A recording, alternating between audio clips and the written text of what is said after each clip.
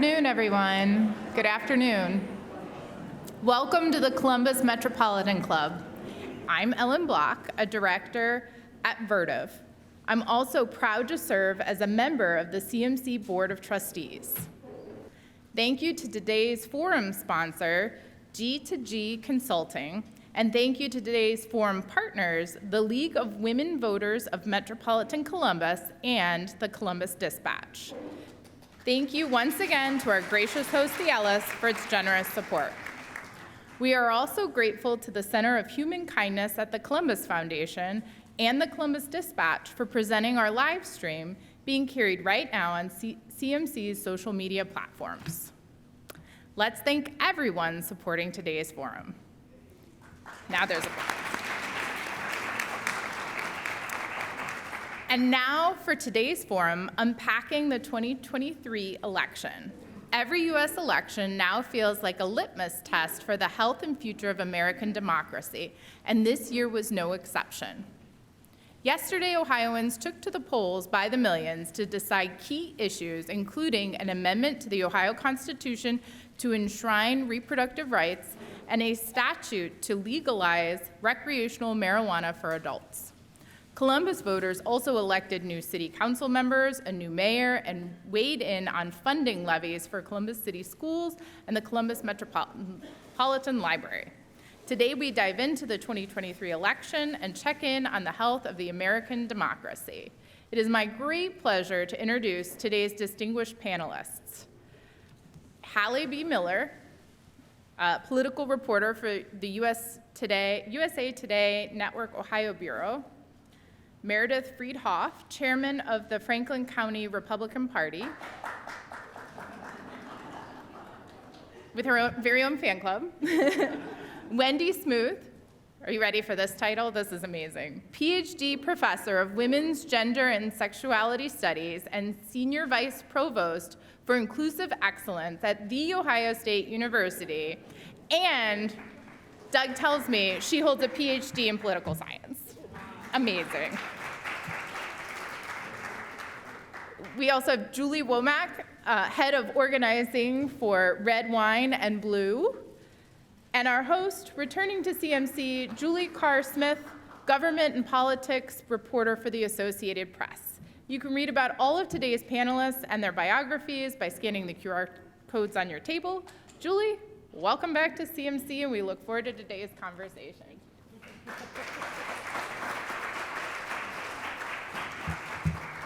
Good afternoon, everybody. Shoo, 2023. Congrats for making it through. Ohio, that was one heck of a year. So let's just dive right into this, guys. Haley, you and your team have covered issue 1 and 2 extensively. Maybe just sort of lay the groundwork of what was at stake yesterday. So Ohio was the only state in the nation voting directly on abortion rights yesterday, and Ohioans sent the message that they wanted that right to be in the state constitution along with other reproductive rights, access to birth control, miscarriage care, that kind of thing. So really nationally watched, really high stakes, and could inform how a lot of us think about 2024 going forward, which I'm sure we will get into in a minute. And then issue 2 flew a little bit under the radar compared to issue 1, but as Julie said, that will legalize recreational marijuana in Ohio. That would make Ohio the 24th state to do so. Neighboring Michigan has had a program in place for a while that Ohioans have occasionally taken advantage of, I think. So a lot of big changes coming through that, but also more changes to come potentially based on how the legislature responds to it. Thanks. Columbus also had some big races last night. Voters reelected Democratic Mayor Andy Ginther to a 3rd term, and the city's new residential district system seems to have returned 6 incumbents to the city council. Who wants to speak to maybe what that has to say about how Columbus-ites feel about their city government? Well, as a local Columbus resident, area person. I'd say that it shows that this administration has been responsive to citizens, and citizens are responding back. So one of the things that we see with both the Ginther administration and the Columbus City Council is there have been a lot of overtures to be an extraordinarily inclusive space for listening back to residents, and I think residents are responding back. Now, residents aren't always happy with the mayor or with the city council, but the ability to have the open dialogue, I think, is appreciated among residents. Meredith, would you like to? I would like to add that I was disappointed in the city council election. We had two fantastic candidates. One is here today, Farhan Jetty. He is a unaffiliated independent candidate. And then Luis Gill, who is also someone that's been running a couple times, really wanting to serve. So I would have liked to had a little bit of a different voice to include. I don't think any good answer or good problem solving comes from only one voice at the table. So I was disappointed for them. They were great candidates. So thank you for running, Farhan. Yeah. So Columbus City Schools scored a big victory last night with approval of their tax levy to fund district operations, building improvements, and maintenance. That was despite some notable opposition from the NAACP and others. What are the takeaways there for parents and for the schools themselves? I think going forward, the school district is, at least in theory, going to be able to fund some of the things that they said they were going to use this money for. They talked about using it to retain staff that they hired with federal COVID dollars. There's a lot of building maintenance that needs to be done. Some of those buildings are really not in great shape, and that came to light during the teachers' strike. It was really controversial because Ohioans' property taxes across the state home values are rising, property taxes are set to go up, and groups like the NAACP said that this was going to hurt residents, hurt seniors in particular, who just can't afford those increased tax rates. So I think it's going to be important for the school district to really show that they're using this money and using it in a smart way to improve performance and improve the overall environment for students. Julie, your organization has been watching some broader trends with regard to public schools. Maybe talk about that a little bit? Sure. So we are definitely seeing across the country, these, I would say, attacks at the school board level. We're seeing book banning occurring. We're seeing attempts to remove race from education. We are seeing policies that are harmful to LGBTQ+ students. And I think the election actually last night speaks volumes to the pushback to this extremism. I know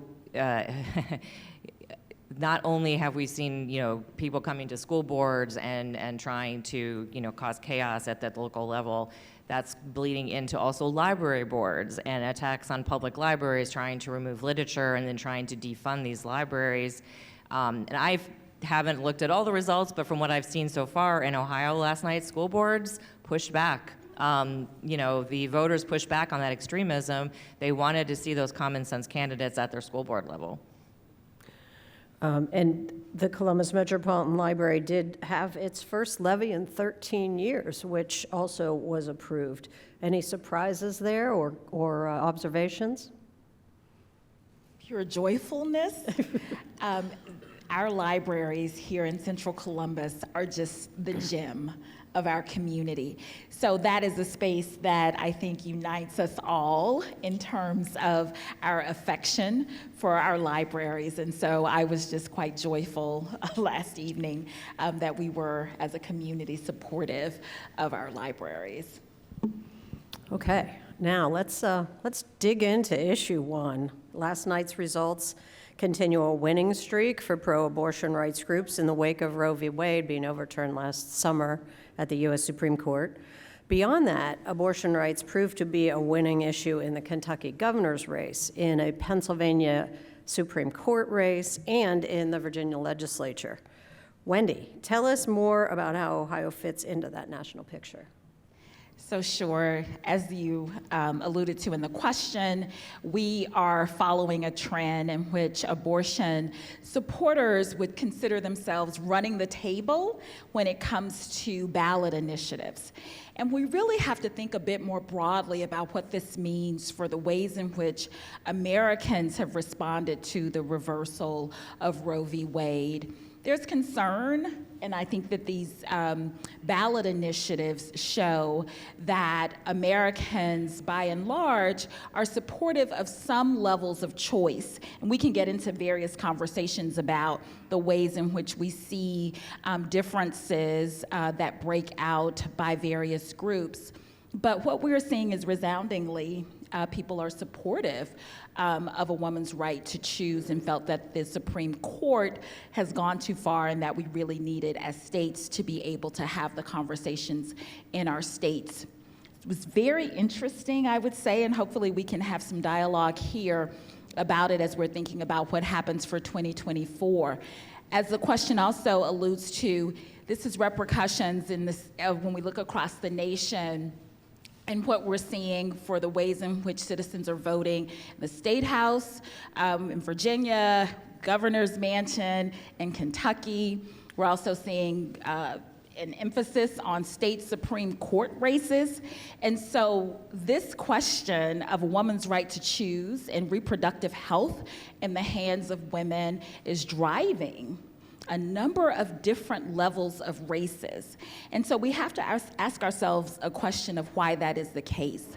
And I want to get everyone in the conversation, but love to pick up on this space of thinking about the relationship between gerrymandering and what is happening in state houses, so that we can have a real conversation about how voters are able to use their voice and when they will use their voices differently in the face of structures that prohibit full participation and voice.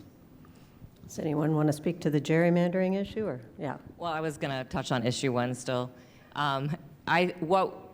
What Julie alluded to is that, Ohio joined a club last night. We were the 7th state to vote to support abortion rights after the fall of Roe versus Wade. So I'm very glad we joined that club. But what I think it speaks to is a bigger issue. This is not just about abortion or about reproductive rights. This is actually about democracy and freedom. And what we are seeing is that is not a partisan issue, all right? It's a consensus issue. We all want freedom. We all want democracy. And I think that is why you're seeing in Ohio last night and in those other 7 states, people standing up and the voters saying, no, we want to support our democracy and our freedom.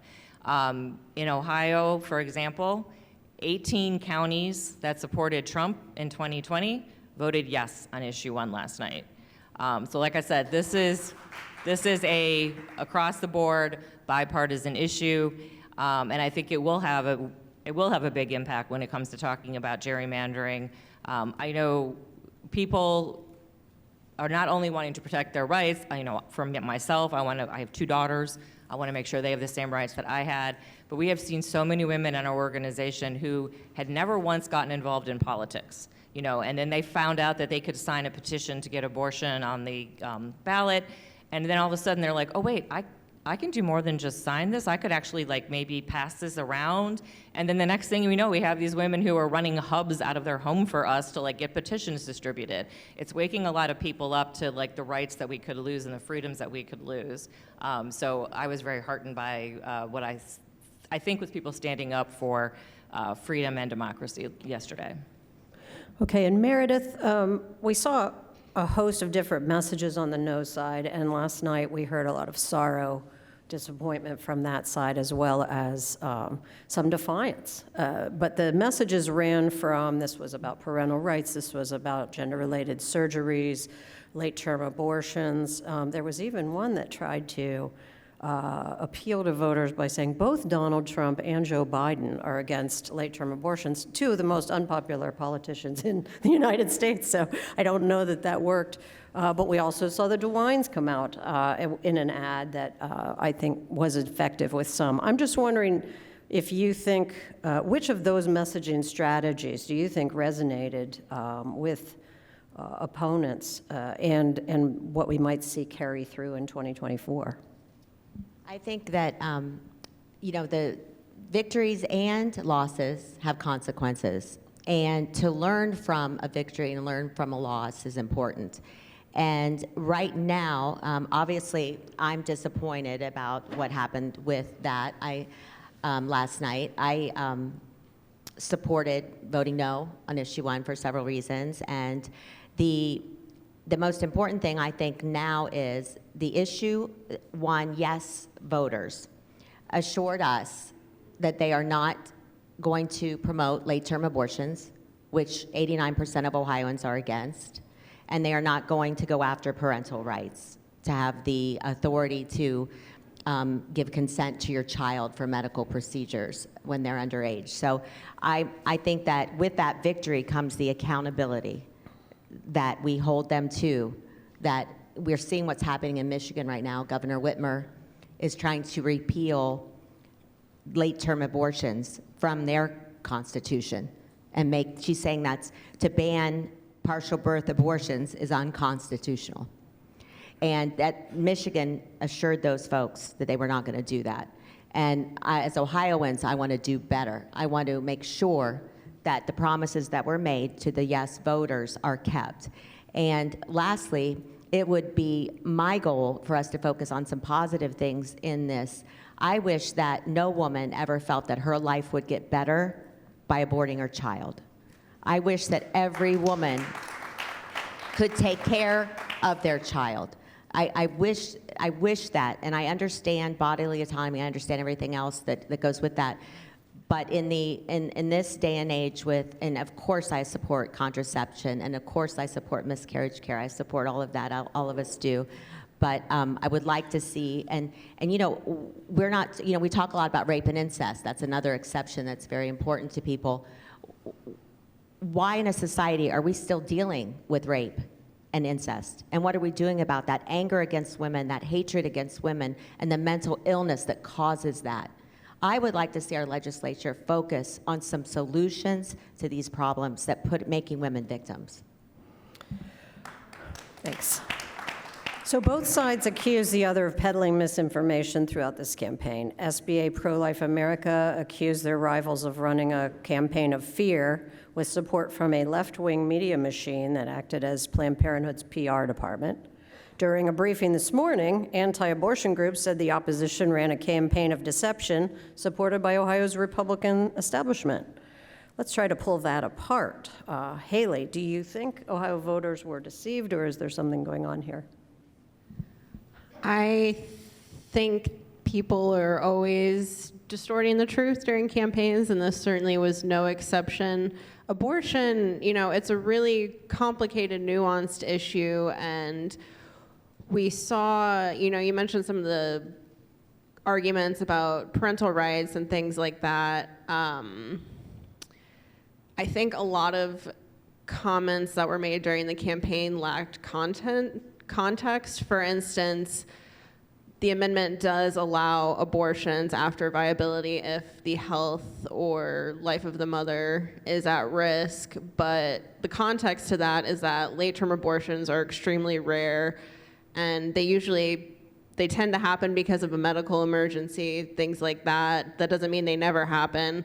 So I think having a more robust discussion that reflected a lot of the nuances of this issue would have been a benefit to all Ohio voters on both sides of this, and that's hard to do in a 30-second campaign ad, and we all know that Ohio law essentially lets any campaign on any side of an issue essentially lie on the airwaves if they want to, and they can get away with it, so. And I guess I would have to disagree that we were a PR machine for anybody. Ohio abortion statistics showed 0 abortions past 25 weeks in the last 4 years, only 4 in the last decade. And partial birth abortion is outlawed at the federal level. So those were some of the fact checks that I was reporting on, and they were very detailed in difficult stories to write because there are a lot of legal nuances here. And so I think we tried our best to inform people as we went through. So cheers to journalists. There you go. Some 24 abortion restrictions have been passed in Ohio in recent years, from the ban on most abortions after the fetal cardiac activity, the 24-hour notification requirement, bans on D&E procedures, and abortions in the event of Down syndrome diagnoses. What do we know about where the legal fights on those will go next? Well, just in general, we're going to see a lot of lawsuits over the next year or so, because what's going to happen now is abortion rights advocates are going to have to take the laws on Ohio's books that restrict abortion and put them before a court and let the court interpret how they apply under the new constitutional amendment. That's where we're going to see parental rights likely come up if if abortion rights advocates do choose to take the parental rights law to court, a judge and possibly the Ohio Supreme Court's ultimately going to decide if children are allowed broad rights under this amendment. But there are going to be other things like the 6-week ban, which is already before the Ohio Supreme Court, so it's possible that's likely going to be one of the first things that's decided. The Ohio Supreme Court has more or less been waiting for this election to take action on that case.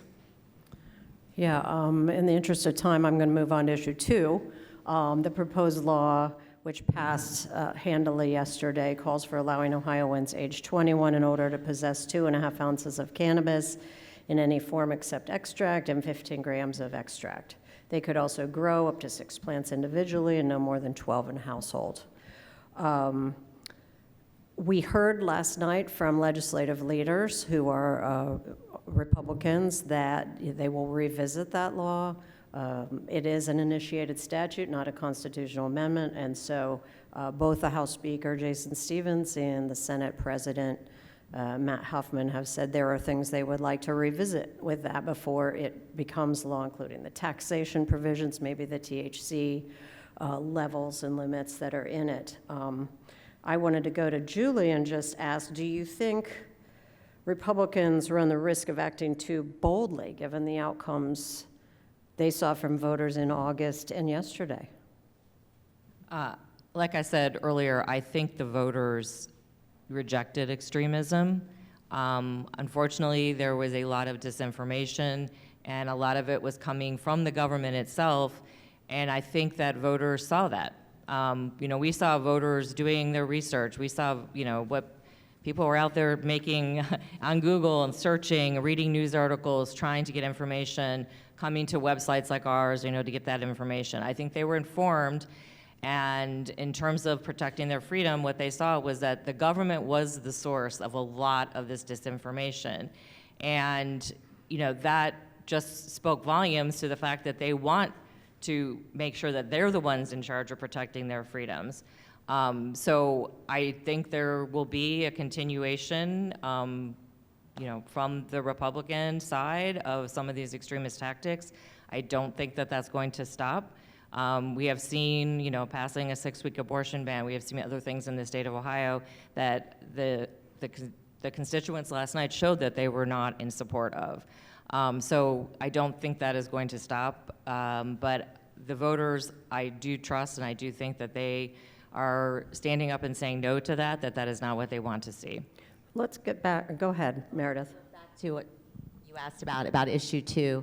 I have a personal feeling about that because I lost my first marriage to drug addiction, which started with marijuana and escalated. He's been clean now for about 13 years, and I'm so proud of that, and I'm remarried, and we're friends with him, and he's back in our life, and everything's turned out really well. So I do see it as a gateway drug for people who have a propensity to be addicted personalities. And I also think that we are going to have to watch other states now. We know from AAA that accidents have gone up 300% in the states that have approved recreational marijuana. And we also know that businesses have been affected. It affects their workforce. They have to do a lot of testing for exposure to marijuana, and a lot of people leave their jobs. The other thing is, the officers are going to have a harder time with people driving. It's all things that we can't even imagine yet are going to be affecting us, so I hope that we find a way to manage those. Also, for anybody that wants to go out and do recreational pot, it's not your grandfather's pot. It's THC used to be 3%.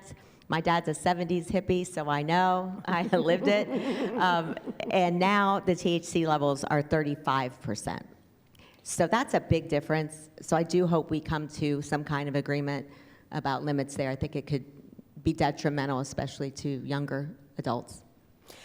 Wendy, let's get back to your question on redistricting here. Is there a way, even if Ohio voters wanted to hold the Republicans accountable if they don't honor yesterday's results? Well, it sure is very difficult based on the ways in which we've structured our electoral processes. But there is quite a lot of interest in moving the ways in which we draw districts to the hands of everyday citizens to understand the percentages and the ways in which maps can be drawn in such a way that all Ohioans have the opportunity to have their voices show up in the electoral process. And I think when we look at issues like issue 1 or issue 2 and what will follow in terms of the litigation that we've talked about, or some of the ways in which parties are informing or using statistics in various ways, is that this actually contributes to greater mobilization of the Ohio electorate, which is an exciting thing that people are paying attention, as you alluded to. But that paying attention also has to mean thinking about the very structures and the accessibility of governance for all Ohioans. And we've got to really pay attention to that piece. So I think whatever happens in terms of the ways in which the legislature moves in relationship to issue 2 has the possibilities of growing greater activity around the interest in citizen-led initiatives to redraw electoral maps. I was just going to add to that. I actually think in terms of gerrymandering and addressing that and a citizen-led initiative, I think I'm really, what's the word I'm looking for? I think the voters are going to be very, very interested, and I think they're going to be very involved. I think yesterday, issue 2 showed us was that, like I said, the voters voted for freedom and democracy. This is top of mind for them. And I think a lot of people actually got a good civics lesson out of issue 1. I don't know about you, but as a woman, I am in multiple group chats, and I cannot tell you how many group chats I had about ballot board and what is a ballot board. Like, people know what that is now. The other thing would be just a lot of people did not understand what their state legislature does, how much they actually control. And by looking into issue 1, they were finding out, wait, we passed a 6-week ban on what is going on in my state. It woke a lot of people up, and I think they are now very aware that democracy is fragile in Ohio, and that I think it is going to be a very motivating factor for people to get involved. I know the women in our organization will definitely be interested, and even in my friend circles, I'm hearing those conversations already. And I can add that no one likes redistricting. I'm in Franklin County, so I don't like it. They don't draw it very well for me. I have districts that I have to fight for constantly, and I know our speaker and the minority leader worked very well together on this last map. So I was very impressed that they were able to do that. Wasn't impressed for me. So, everybody has their beef with it. Nobody likes it. I want better districts for me too. So it'll be interesting to see what happens with that. Okay.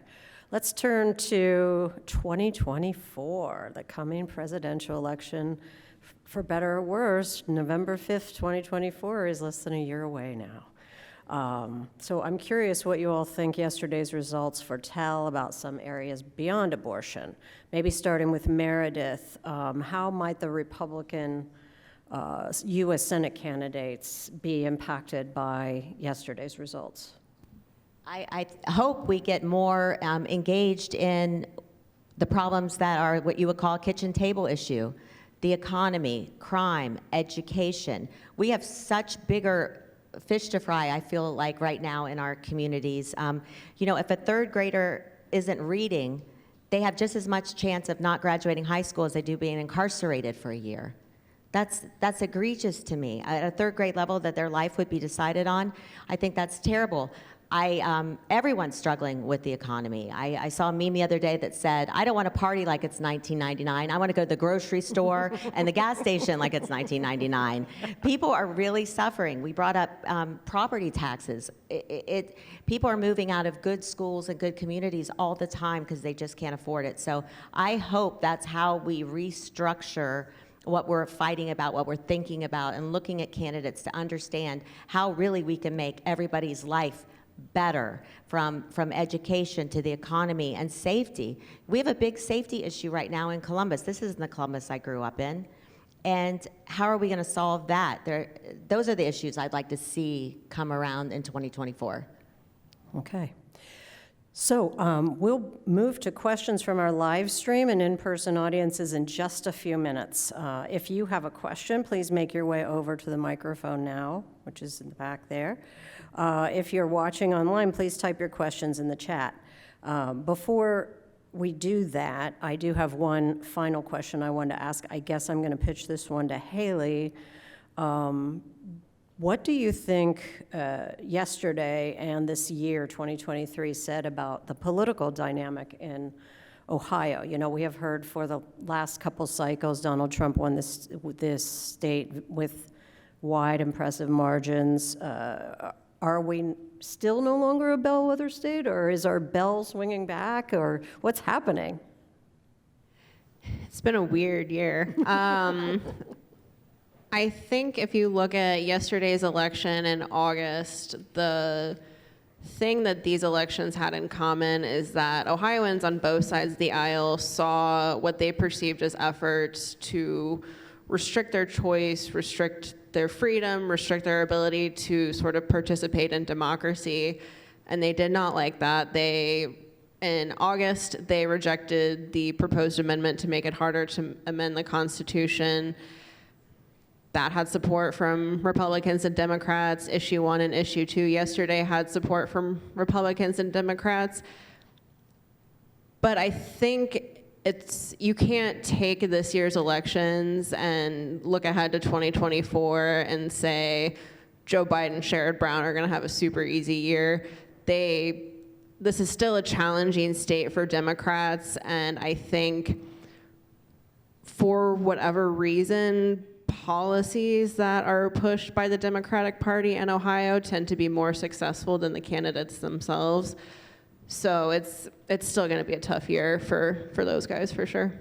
Thank you. Go ahead. If I could, so I wanted to go back to the previous question about where we see things moving. I think it's going to be really interesting for us to hear how Republicans will move around this issue nationally in terms of the returns around Issue 1.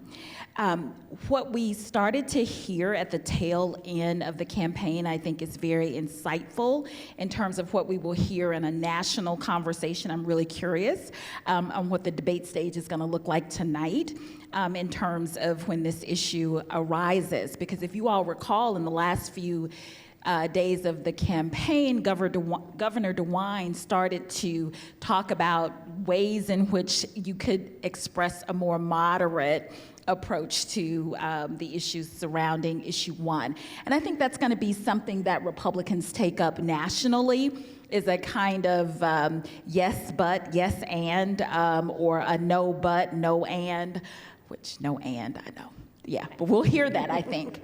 And I do believe that Republicans will want to move further and further away from this issue of a woman's right to choose, because it hasn't been an issue that the American public sides very well with them. And so we will hear more issues around focusing on the economy, focusing on crime, as opposed to these issues that mobilize voters who really turn out, which we see that with women voters.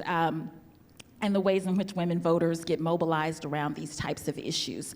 So I think there's some complexities that we want to think about as we're going into 2024, and what we're hearing in Ohio allows us to pick up on some of the nuances that we'll hear nationally. Yes, and I mean, that would be a real sea change. I mean, abortion was the original wedge issue. It was invented as a wedge issue, and it turns out it's not too wedgy. It's most of the Americans are siding with a particular position in both red and blue states. So thank you all so much. It's CMC's longstanding tradition to take audience questions. Doug Buchanan with CMC is curating questions from our live stream audience. From those of you with us in person, please join Doug over by the microphone. And out of respect for others, please keep your questions brief and to the point so we can get as many as possible. Please also keep in mind questions end with a question mark. Doug, what's our first question? Julie, thank you very much, and thank you to today's panelists for being a part of a great conversation. Carol McGuire asks, what do the results by county in Ohio from issues 1 and 2 tell us about the divide between urban and rural voters in Ohio and their priorities? I guess I could try that one. I think we saw less of a divide countywide and more of a divide by. And literally these numbers were just coming in late last night, so I haven't had a chance to unpack them thoroughly. But I think we see a divide based on the person, even more so this time than just the district that they're in or the county that they're in. Right, and I think that the rural areas are still more conservative, but on both these issues, certainly not divided evenly, and some people were dividing between 1 and 2 themselves, as Meredith said. Thank you for this panel. I'm Emily Shriver from the Matriots. It's great to see a group of women up there talking about Ohio's politics. It makes my heart sing. So thank you for being here. My question has to do with something we talked about really early on in the conversation this morning. You mentioned that there was misinformation potentially, or at least lacking context coming from both the government side and potentially some of the proponent sides on the ballot initiative. I work with a lot of women candidates, and they're wondering, how do we restore trust in government when we're seeing our government not necessarily being all that trustworthy, at least vocally, to the people of Ohio? So how can I help instruct these candidates on learning and giving more trustworthy governmental space? Well, as a journalist, I always tell people, be honest, tell the truth, tell someone, I can't comment because I don't know. I can't comment because I haven't formed my opinion yet. Be honest about who you are, and then be authentic to the beliefs that you express. If you change your mind, say you've changed your mind. I mean, we just need, this used to happen a lot in politics, and in my 20 or 30 years doing this, it's really migrated away from people being sincere about their own personal struggle with their belief system. So that's just my 2 cents. I appreciate your question too, because I manage a lot of candidates, and I look for morals, value, character, conviction. So really good things. Do they feel confident enough about what they believe in that they can face attacks? Because people can be very mean when you become a candidate, and they can't take that personally. It's the way the culture is right now because of social media and things like that. But it's very hard work to manage these people and keep them encouraged. What they're doing is they're dedicating a year of their life, and they're working really hard. So thank you for supporting women candidates, and anybody that finds a candidate they believe in, if they can get behind them and support them, it would mean a lot to that candidate. And they just have to be prepared to know what they stand for and stick to it. I was going to say, I do think I've been heartened in the last several years. I know we have a lot of members of our organization who, were not even very political before and have gotten motivated and actually have chose to run for office. And what I see, this is in my local community, I'm from Cincinnati, I'm sorry, Columbus, but I used to live in Columbus, I'm from Cincinnati. But I saw a lot of women in my community, we've stepped up behind our candidates. We have formed a squad behind them, like we are supporting them, because we know that these are women that we know, that we trust, who are doing this for the right reasons. And then what we're going out is we are telling all of our friends about this candidate who's amazing and is in this because she cares about her schools or she cares about what happens at the state level. So we support those candidates, we spread the word about them, because one of the most powerful things that we can do is to talk to our friends and family about the disinformation that we saw, say, on issue 1. And the reason I think, another reason that I think we were so successful at winning on that issue was because women and I work with women, so I keep saying women, but people went out and talked to their friends. They were able to tamp down that disinformation by having those really honest conversations, sending people to spots where they could get accurate information. So that, I think if you tell a candidate, we got your back, we're going to stand up and support you, and you can share that information about why this person is running, I think that does help to restore faith in that. And we need supporting organizations like the League of Women Voters as well to help us to make sense of complex issues and to be reliable sources of information along with a really good, reliable press.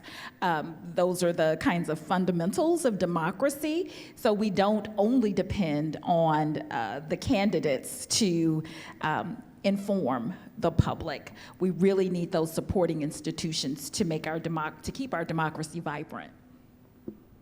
Okay, next question. Thank you. Meredith, this question is probably for you. A recent set of polls showed Donald Trump leading Joe Biden in several key swing states. We all want to see our country's divisions healed. So in the interest of accomplishing that, what do you see as the priorities for these voters who are looking for a second Trump term? What are their priorities? To understand why people choose a candidate over another one. Donald Trump resonated with what a group of people that felt forgotten. They felt forgotten is one way to say it, and they were struggling and missing out, and he gave them a voice. I'm very impressed with the candidates that we have now. We're going to watch them tonight at the debate. We've got a lot of good choices to make, and I can't decide or make that decision of why other people choose him over another candidate. But one thing that I think that's been brought up here several times is distrust in the government. There's a lot of distrust out there. There's distrust among groups. There's distrust. A lot of people don't trust the media anymore. I know that when I ran in 2020, I tried desperately to contact every single media outlet in Columbus to say, hey, there's another person in the race too, and they just ignored me. And that went on for a year. So I think that kind of stuff has to stop. Everybody's voice needs to be heard so you can make up your own mind. So I started at WCBE, and then I went to Channel 10, and then I went to New York with 2 television stations in my career in marketing. So I'm a big fan of the media. I'd like to see them come back to giving everybody a fair shot. Well, Wendy, it's kind of like I gave you talking points, though I didn't. I'm Jen Miller, Director of the League of Women Voters of Ohio. So I wanted to thank you for your gerrymandering comments. I think it's why we are where we are, and it also tells us where we're going, right? So when I recruit everyone, we need lots of volunteers to do signatures. But my question is this. We saw Ohioans really stand up for democracy in August. And we saw Ohioans really kind of refute a very out-of-touch legislature because of gerrymandering, in my opinion. So my question is, what do we expect the legislature to do? Do we expect them to double down? Or is there a possibility they're going to start to finally hear the everyday people of Ohio about the policies that need to be created? Well, we know there's a little bit of doubling down happening already. House Speaker Jason Stevens and Senate President Matt Huffman, both said yesterday that this is not the end of the conversation on issue 1 or issue 2, and yesterday was never going to be the end of the conversation on issue 2 because that's an initiated statute. It's going to become a state law. Lawmakers can pretty easily change that, and they signaled even before the election that they were interested in modifying some parts of it. That'll go through the legislative process. Issue 1's a little bit more complicated because that's a constitutional amendment. It's a little unclear what the path forward looks like on that at this point. You had Stevens saying, there are other ways we can protect life. The legislature is going to continue prioritizing that. And then Huffman outright said this is going to sort of open a cycle of, or I think he called it a revolving door of efforts to either repeal or replace issue 1 in the Constitution. Whether that's something he'll support or spearhead, I'm not sure, but we are already starting to see a lot of conversations about how they want to respond to last night. And I'll just add to that, as someone who's looked at the campaign finance reports, money talks. The no side on this was supported almost exclusively by 2 organizations. My guess is they're not coming back to Ohio anytime soon. They've got possibly up to a dozen states where they're going to fight this and take the lessons from Ohio, but I don't know that they come back and help a no campaign that soon. That's just a guess, but I mean, it really was not, it wasn't a broad grassroots support in terms of the campaign finance. I just echo, this is an expensive way to run a democracy. And so there are much more cost-efficient ways for us to deliberate. What's going to be interesting, because you talked about the national investments that were coming from particular organizations. It's going to be really interesting because Florida has been named as the next site of these conversations in terms of women's reproductive rights. So it's going to be really interesting to see what happens in Florida, because I think that's going to be really telling in terms of what happens for turnout, what happens around what is swirling around DeSantis as well. So that's a really important one to really take a look at. As Missouri, Oklahoma, those are other states that have been named as the next kind of frontiers of these conversations. So these are ones to watch, but very expensive ways to do democracy. Can you imagine if the money, we were outspent, the last I heard was 4 to 1, I've heard 6 to 1, all from out-of-state money. And I know both parties get money from out of state. I feel like we're always getting money from out of state to defend ourselves from attacks. We're not getting money from out of state to drive issues into our state. So you're not going to find an Ohioan going into California to drive Ohio's values into California. I think that's the difference there. Additionally, can you imagine, that was so expensive, can you imagine if we spent that money on empowering women and children? Can you imagine if we had those millions of dollars from all of these organizations that said, we want these women to keep their children. We want to give them a means to grow, get educated, and have their families. That, some kind of marketing campaign, a messaging campaign to keep 2-parent households together, whatever those parents look like, just so those children have someone to raise them up and give them support. I was raised by a single mom. I know how hard it is. She had to give me to my grandparents when I started kindergarten because she worked 3 jobs. And if I didn't have that, I'd be in a really bad situation. So I wish that money was spent in better ways. Yeah, I will say that, our August election was pretty much the Republicans advanced that issue. So to that extent, that got some outside money as well. Yeah. Next question. Thank you. Hart Williams asks, speaking of money, issue 2 passing should create extra revenue for the state of Ohio. What kinds of resources, especially concerning issue 1, and I guess the issues are associated with issue 1, what would you like to see that revenue support? I'll just say real quick what the revenue is designed to support right now, and then I can let others weigh in with their thoughts.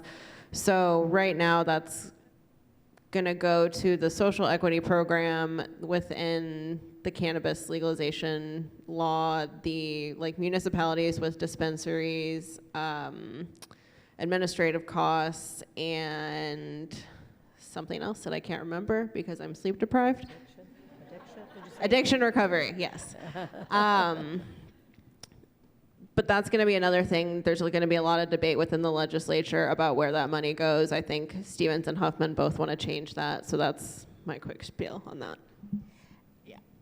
So I'll just add, we're talking anywhere from estimates of $260 to $300 million in new revenue for the state. So we are talking about a sizable amount of money. And one of the things that was really interesting was immediately to hear the state legislature want to move away from the investments in jobs and social justice, which in the current configuration on what voters voted on last night, a component of that was to fund social justice initiatives and jobs.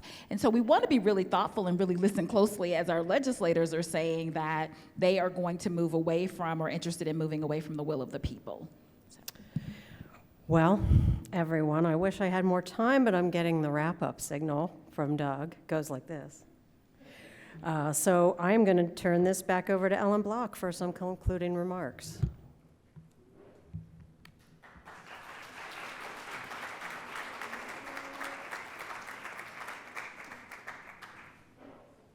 I don't know if I'll be allowed back being late up here.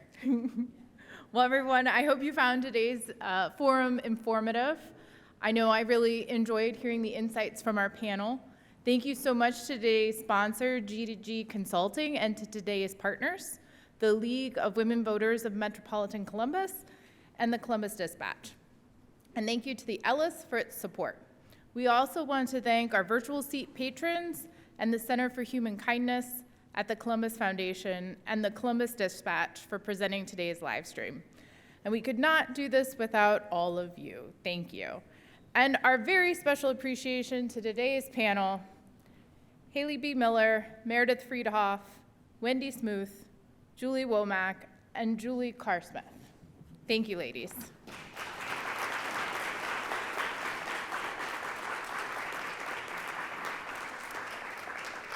Please make plans now to attend next week's forum, Conquering Lung Cancer, right here at the Ellis.